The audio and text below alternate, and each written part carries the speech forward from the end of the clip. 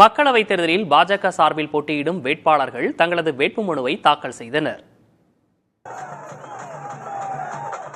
நீலகிரியில் போட்டியிடும் பாஜக வேட்பாளர் எல் முருகன் தனது வேட்புமனுவை தேர்தல் நடத்தும் அதிகாரியான அருணாவிடம் தாக்கல் செய்தார். முன்னதாக புகழ்பெற்ற மாரியம்மன் கோவிலில் பாஜக தலைவர் அண்ணாமலையுடன் எல் முருகன் சிறப்பு வழிபாடு செய்தார்.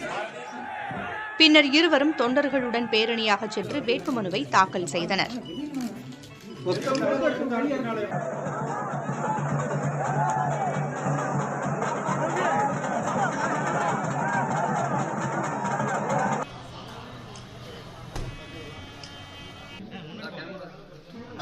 பெரம்பலூர் மக்களவைத் தொகுதியில் பாஜக கூட்டணியில் போட்டியிடும் இந்திய ஜனநாயக கட்சியின் நிறுவனர் பாரிவேந்தர் தேர்தல் நடத்தும் அலுவலர் கற்பகத்திடம் தனது வேட்புமனுவை தாக்கல் செய்தார்.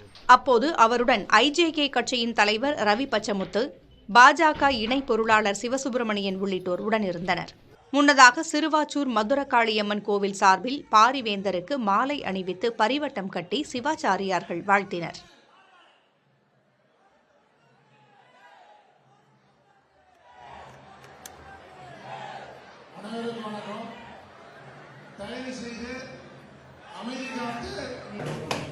கிருஷ்ணகிரியில் போட்டியிடும் பாஜக வேட்பாளர் சி நரசிம்மன், மதுரையில் போட்டியிடும் பாஜக வேட்பாளர் ராமஸ்ரீனிவாசன் உள்ளிட்டோர் தங்களது வேட்புமனுவை தாக்கல் செய்தனர்.